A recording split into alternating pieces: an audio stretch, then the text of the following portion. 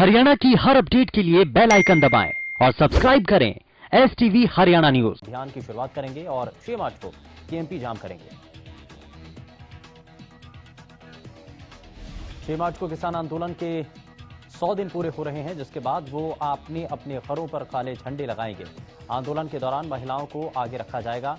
साथ ही सरकार पर वोट से चोट करने का किसानों ने एक्शन प्लान बनाया, जिसके बाद 12 मार्च को कोलकाता में किसानों की रैली की जाएगी।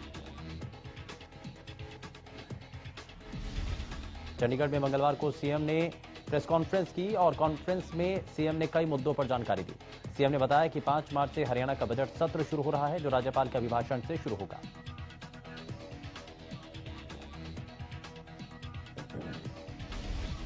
कोरोना की समस्याओं पर बोलते हुए सीएम ने कहा कि कोविड से हमारे जीवन पर असर पड़ा।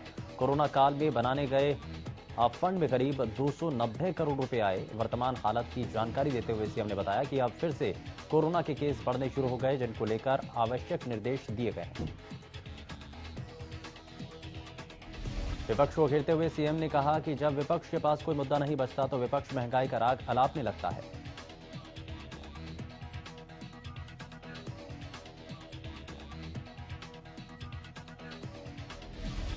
चंडीगढ़ में आज बीजेपी की ओर से संगठन की कार्यप्रणाली को लेकर एक बैठक का आयोजन किया, जिसमें सीएम, बीजेपी प्रदेश अध्यक्ष ओपी धनखड़ और प्रदेश प्रभारी विनोद तावड़े मौजूद रहे। बैठक में बीजेपी के जिलाध्यक्ष और पूर्व जिलाध्यक्ष भी मौजूद रहे।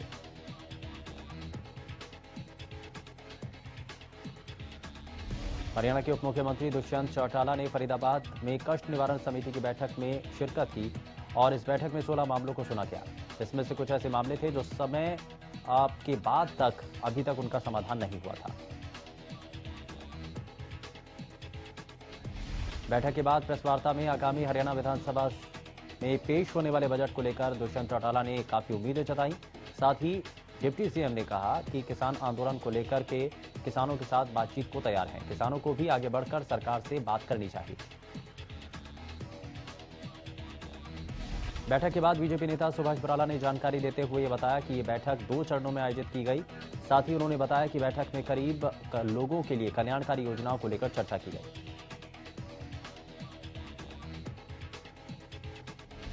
बैठक में बीजेपी कार्यकर्ताओं को निर्देश दिए गए कि ब्लॉक स्तर पर वो आम गरीब जनता की मदद के लिए काम करें और परिवार पहचान पत्र को लेकर अगर किसी को कोई समस्या आती है तो उसका भी समाधान करवाएं। साथ ही किसान आंदोलन के विवाद पर बोलते हुए उन्होंने कहा कि जल्द ही बातचीत से समाधान निकाला जाएगा।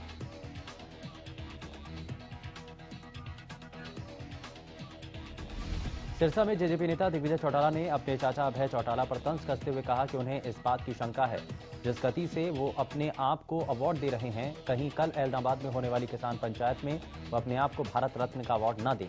साथ ही दिग्विजय ने अभय चौटाला पर दुष्यंत चौटाला के खिलाफ षड्यंत्र रचने का आरोप लगाया। गुरुग्राम निगम ने अपने निगम आपके द्वार कार्यक्रम की शुरुआत की और इसी कड़ी में गुरुग्राम के सेक्टर 4 स्थित सामुदायिक केंद्र के जन दरबार में मेयर मधु आजाद और ज्वाइंट कमिश्नर जितेंद्र गर्ग की मौजूदगी में लोगों की समस्या सुनी गई।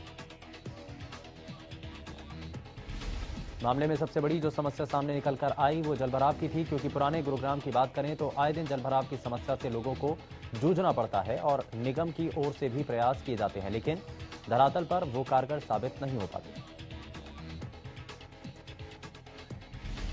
इसी के चलते आज संबंधित अधिकारी को आदेश दिए गए कि इसका तुरंत प्रभाव से समाधान किया जाए। वहीं दूसरी तरफ मेयर मधु आजाद ने उन अधिकारियों को चेतावनी दी जो जनता दरबार में मौजूद नहीं थे।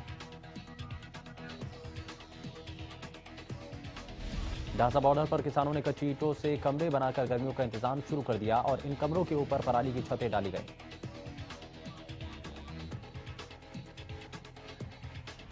किसानों ने बताया कि तैयारियां खास तौर से गर्मियों के लिए की गई, क्योंकि उन्हें लग रहा है कि आंदोलन अभी लंबा चलेगा। किसानों ने बताया कि सरकार की तरफ से बातचीत का कोई रास्ता अभी तक नहीं निकाला गया, इसीलिए वो आगे का इंतजाम कर रहे हैं। चरखी दादरी में सरकारी अस्पताल की दवाइयां सड़क पर मिलने के बाद हंगामा हो गया। ये दवाइयों का जखीरा गांव धिकड़ा को जाने वाली सड़क के पास की झाड़ियों से मिला। सूचना मिलते ही स्वास्थ्य विभाग में हड़कंप मच गया और दवाइयों को कब्जे में लेकर जांच शुरू कर दी गई। वहीं लोगों ने स्वास्थ्य विभाग की इस लापरवाही को लेकर सदर थाना पुलिस में शिकायत दर्ज कराई।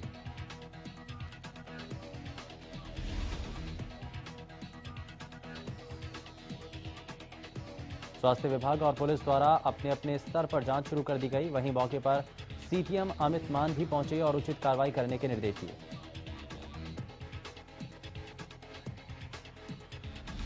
2020 में हाहाकार मचाने के बाद 2021 में भी कोरोना फिर से तबाही मचाने को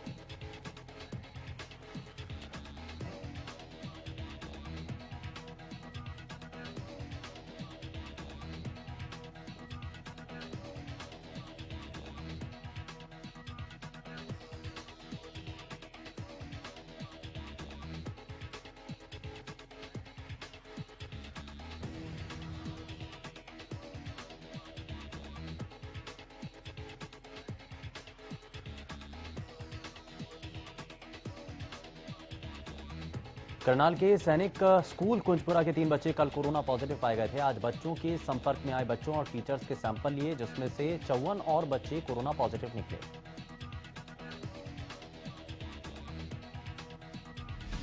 अब तक करनाल में 275 से ज्यादा कोरोना के एक्टिव केस हैं। वहीं कई मामलों की रिपोर्ट अभी आना बाकी है। कोरोना के नई दस्तक के बाद स्वास्थ्य विभाग भी अलर्ट हो गया है। रेवाड़ी के बाजारों को अतिक्रमण मुक्त करने के लिए नगर परिषद लगातार कार्रवाई कर रहा है। सोमवार को परिषद की टीम ने बाजार में अतिक्रमण को लेकर 18 चालान काटे, जिसमें एक दुकानदार पर 5,000 का जुर्माना लगाया गया। लेकिन इसी दिन पब्लिक यूटिलिटी कोर्ट में नगर परिषद की तरफ से दिए गए अपने ही जवाब में अधिकारी सवालों के घेरे में आ गए। परिषद कार्यकारी अधिकारी की तरफ से विभिन्न बिंदुओं में दाखिल जवाब में कहा गया कि बाजार में किसी प्रकार का कोई अतिक्रमण नहीं है। साथ ही ये भी कहा कि शिकायतकर्ता ने गलत शिकायत कोर्ट में लगाई, जिस पर शिकायतकर्ता ने सवाल उठाते हुए कहा कि जब अतिक्रमण है ही नहीं तो नगर परिषद चालान किसके कर रहा है। मामले में अगली सुनवाई अब 19 मार्च को होगी। भिवानी में बढ़ती महंगाई से आम जनता परेशान है। गैस सिलेंडर के दाम दिनों दिन और रात बढ़ रहे हैं। कल भी गैस सिलेंडर पर 25 रुपए बढ़ाए गए। दिसंबर में अब तक सिलेंडर पर 225 रुपए बढ़ाए जा चुके हैं। इसी को लेकर आमजन का कहना है कि पहले कोरोना ने उन्हें मारा, वहीं अब महंगाई ने उनका जीना दुर्भर कर दिया है। वैक्सीनेशन और कोरोना के बढ़ते मामलों को लेकर हुई बैठक के बाद गृह एवं स्वास्थ्य मंत्री अनिल विज ने कहा कि वैक्सीनेशन के चरण में अब 60 साल से ऊपर की आयु के लोगों और 45 साल से ऊपर की आयु के उन लोगों का टीकाकरण होगा जिनको गंभीर बीमारियां हैं। स्वास्थ्य मंत्री ने कहा कि सरकारी अस्पतालों में मुफ्त में वैक्सीनेशन किया जाएगा, जबकि आयुष्मान भारत के एम्पैनल्ड 386 अस्पतालों में इंजेक्शन के लिए 250 रुपए लिए जाएंगे। इसमें 150 रुपए सरकार को मिलेंगे, जबकि 100 रुपए अस्पताल के सर्विस चार्ज होंगे। उन्होंने बताया कि वैक्सीनेशन के लिए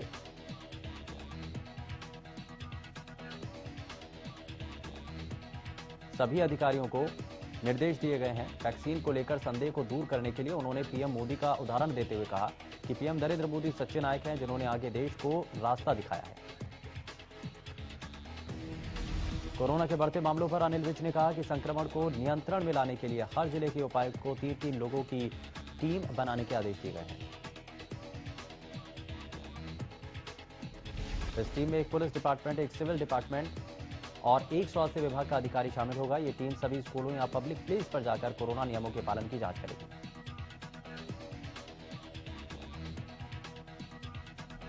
रेवाड़ी के पाली गांव में 40 दिन से अंडरपास को लेकर धरने पर बैठे ग्रामीण आज 15 किलोमीटर पैदल चलकर अपनी समस्याओं को लेकर ज्ञापन सौंपने पहुंचे। गांव वालों ने सीएम के नाम नगराधीश को ज्ञापन सौंपा और परेशानी से अवगत कराया।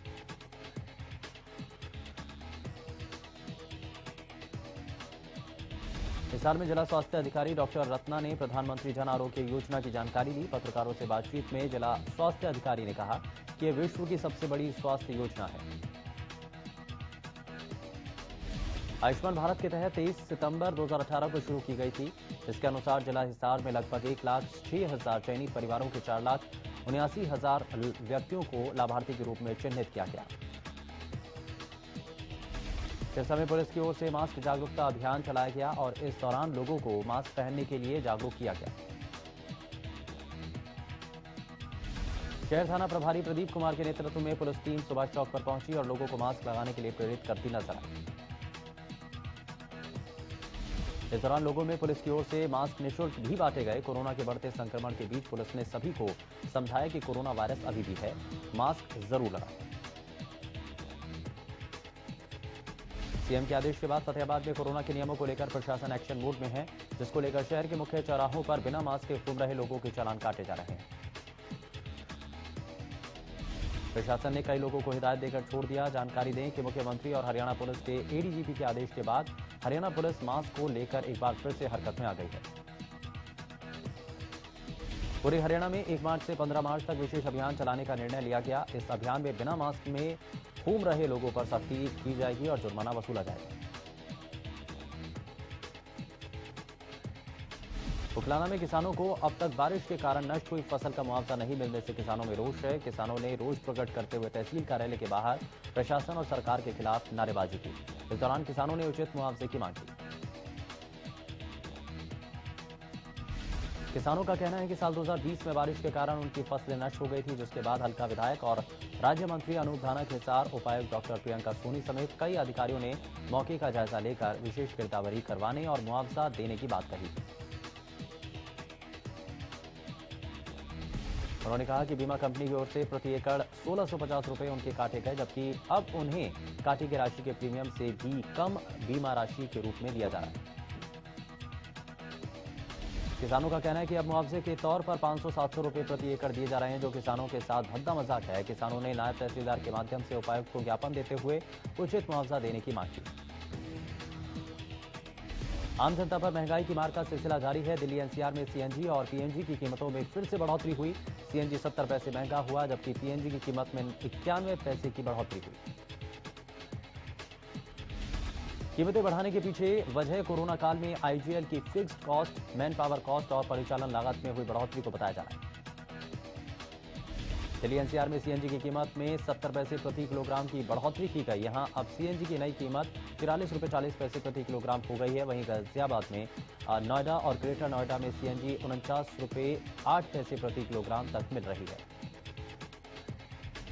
आईजीएल ने पीएनजी में भी 91 पैसे की बढ़ोतरी की। ऐसे में दिल्ली में अब पीएनजी की नई कीमत 28 रुपये 41 पैसे प्रति एसएम हो गई है। इससे पहले कल ही एलपीजी सिलेंडर की कीमतों में 25 रुपये की बढ़ोतरी हुई है, जिसके बाद अब दिल्ली में 14.2 किलोग्राम का रसोई गैस सिलेंडर 819 रुपये का मिलेगा। गोहाना में बदमाशों के हौसले लगातार बुलंद होते जा रहे हैं। ताजा मामला गोहाना से सामने आया, जहां मेन बाजार में एक दुकानदार पर अचानक 7-8 बदमाशों ने हमला बोल दिया। इस हमले की वारदात वहां लगे कैमरे में कैद हो गई। सीसीटीवी में देखा जा सकता है कैसे बदमाश चेहरे पर रुमाल बांध कर आते हैं और दुकानदार पर हमला कर देते हैं। आसपास के दुकानदार बीच बचाव करने आए तो बदमाश भाग खड़े हुए। दुकानदारों ने एक बदमाश को पकड़कर पुलिस के हवाले कर दिया। वहीं घायल दुकानदार को नजदीक के पीजीआई खानपुर में भर्ती कराया गया।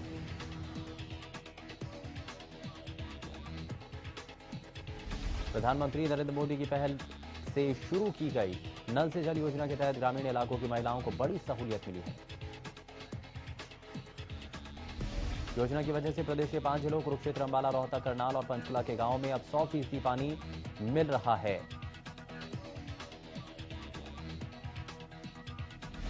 सरकार की इस योजना से लाभ उठा रहे लोगों के चेहरे पर खुशी है। महिलाओं को पानी के लिए अब मशक्कत करनी नहीं पड़ रही है। उन्हें घर से महज कुछ ही कदम की दूरी पर आसानी से पानी उपलब्ध हो रहा है।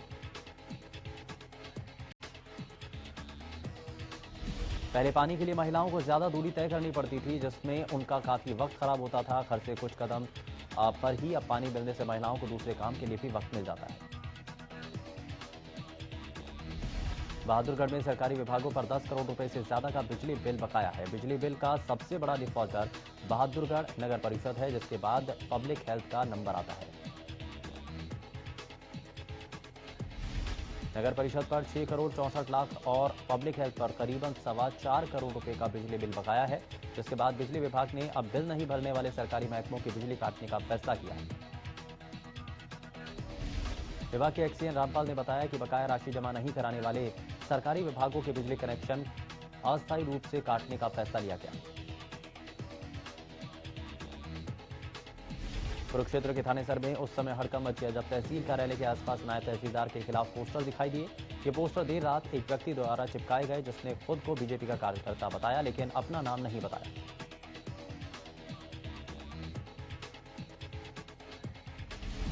इन पोस्टरों में तहसील कार्यालय और नायब तहसीलदार पर गंभीर आरोप लगाए गए हैं। पोस्टर में नायब तहसीलदार और तहसील कर्मचारियों पर रजिस्ट्री के नाम पर मोटी रकम ऐंठने के आरोप लगाए गए। साथ ही लिखा गया कि कई बार इसकी शिकायत करने के बावजूद कोई सुनवाई नहीं की गई। शख्स का कहना है कि वो लंबे समय से अपनी रजिस्ट्री के लिए तहसील के धक्के खा रहा है लेकिन उसकी बात सुनी नहीं जा रही। हालांकि अब तक ये स्पष्ट नहीं हो पाया कि पोस्टर लगाने वाला व्यक्ति कौन है।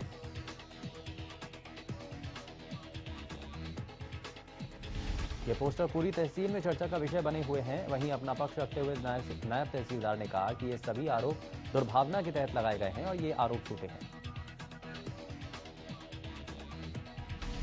सोमवार को फरीदाबाद नगर निगम का सालाना बजट पेश होने के दौरान जमकर हंगामा देखने को मिला। इस बजट को लेकर कई पार्षदों ने नाराजगी जताई।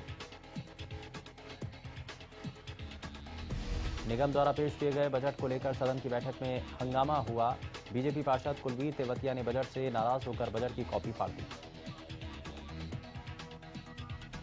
मामला तब और गर्मा गया जब पार्षद जयवीर खटाना ने बजट को लेकर अधिकारियों से सवाल करने पर निगम कमिश्नर ने उन्हें ऊंची आवाज में बोलने से रोका, जिसके बाद जयवीर खटाना ने इस्तीफे की पेशकश कर दी। वहीं सदन की बैठक में मौजूद एनआईटी विधानसभा से कांग्रेस विधायक नीरज शर्मा ने भी निगम पर भ्रष्टाचार के गंभीर आरोप लगाए। बहादुरगढ़ के औद्योगिक सेक्टर 17 की 2 फैक्ट्री में भीषण आग लग गई। आग लगने का कारण शॉर्ट सर्किट बताया जा रहा है। दोनों फैक्ट्रियों में चप्पलें बनाने का काम किया जाता था। आग लगने के बाद फैक्ट्री में रखा सारा सामान जलकर राख हो गया। नांगल चौधरी में 2 अलग अलग सड़क हादसे हुए। पहला हादसा नारनौल निजामपुर रोड पर हुआ जहां एक ट्रॉले और ट्रक के बीच जबरदस्त टक्कर हो गई।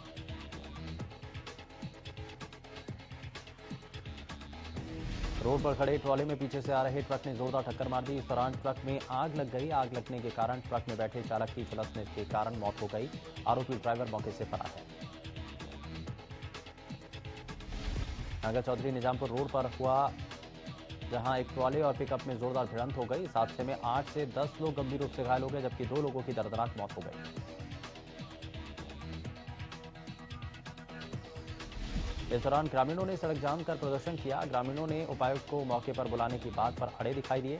इस दौरान भारी पुलिस बल भी मौके पर मौजूद रहा। गोहाना में एक बार फिर तेज रफ्तार का कहर देखने को मिला जहां गोहाना रोहतक पानीपत रोड पर गांव चिड़ाना के पास पानीपत की तरफ से आ रहे एक तेज रफ्तार ट्रक ने सड़क किनारे खड़े 2 लोगों को टक्कर मारी। टक्कर लगने से दोनों की मौके पर ही मौत हो गई। हादसे के बाद ट्रक पलट गया और ट्रक चालक फरार हो गया।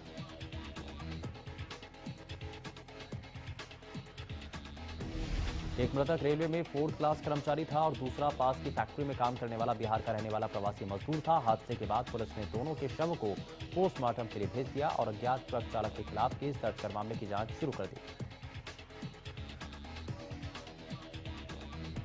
कुचाना के गांव बधाना के लोग लंबे समय से पानी की समस्या से जूझ रहे हैं। अपनी समस्या को लेकर ग्रामीण और महिला इकट्ठा होकर जींद के जन स्वास्थ्य विभाग पहुंचे और कार्यकारी अभियंता कार्यालय के बाहर जोरदार प्रदर्शन किया। महिलाओं ने चेतावनी देते हुए कहा कि अगर 2 दिनों में उनकी समस्या का समाधान नहीं हुआ तो वो गांव के जलघर को ताला जड़ देंगे।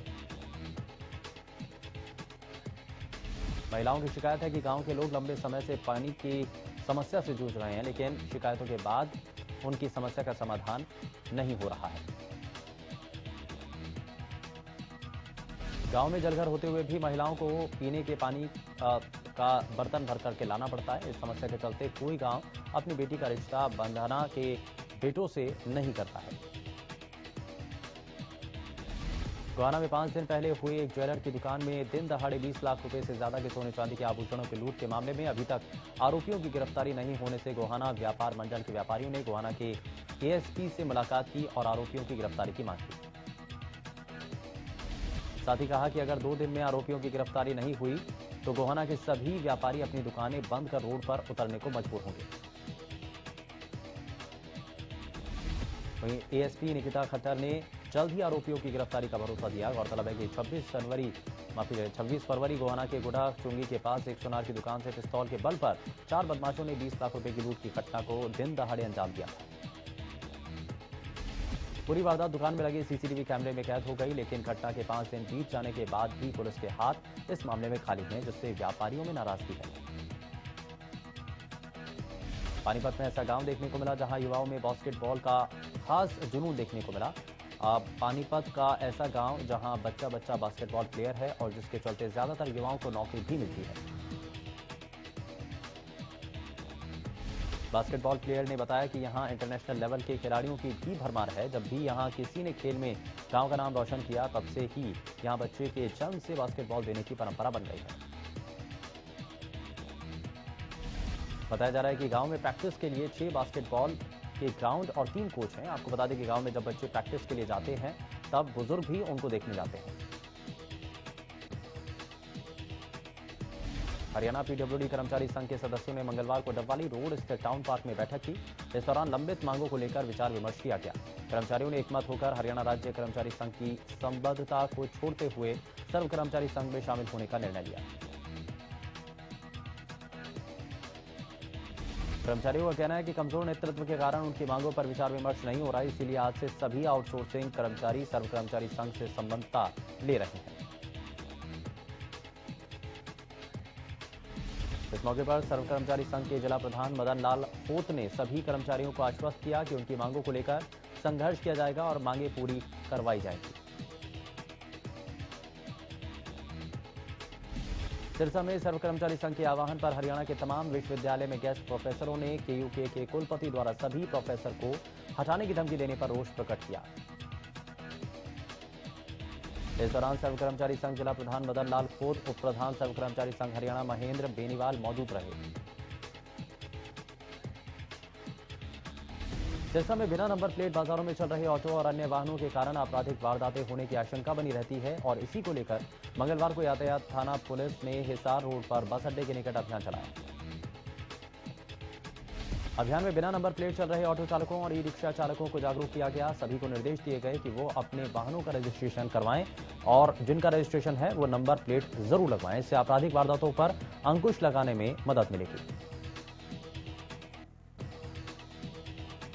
यातायात थाना पुलिस की ओर से सभी चालकों को नियमों का पालन करने और चयनित स्थान पर वाहन खड़े करने के निर्देश दिए गए। यातायात थाना प्रभारी बहादुर सिंह ने बताया कि आज वाहन चालकों को जागरूक किया गया।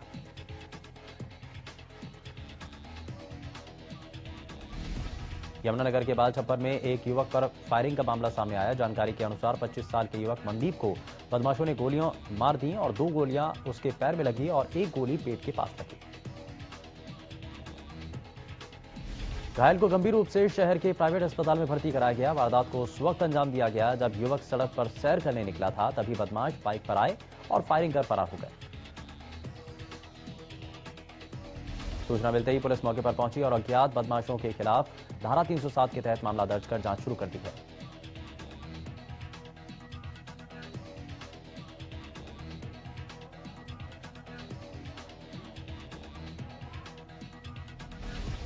भिवानी में वुमेन वीक के दूसरे दिन मॉक पार्लियामेंट से पहले स्थानीय भीमखेर परिसर में महिलाओं के पिंकाथन का आयोजन किया गया, जिसमें मुख्य रूप से मुंबई से आर्ट फाउंडेशन के माध्यम से महिला शक्ति को बढ़ावा दे रही रूबल नागी मुख्य अतिथि के रूप में शामिल हुई। उपायुक्त जयवीर सिंह आर्य और रूबल नागी के पिंकाथन को हरी झंडी दिखाकर रवाना किया गया। श्रीमती नागी ने कहा कि वो मिसाल इंडिया के माध्यम से महिलाओं को अपने साथ जोड़ रही हैं और जो एक आत्मविश्वास पैदा करने का काम किया जा रहा है, वो भिवानी की लड़कियों को भी अपने साथ जोड़ेंगी और उनको जीवन में आगे बढ़ने के लिए प्रेरित करेंगी। साथ ही उन्होंने कहा कि लड़कियां बहुत कुछ कर सकती हैं, बशर्ते उनको अवसर मिलना चाहिए। उन्होंने बताया कि उनकी संस्था मिसाल मुंबई का इतना विस्तार हो गया है कि ये अब मिसाल इंडिया बन चुकी है। देश के 19 राज्यों में उनकी संस्था काम कर रही है।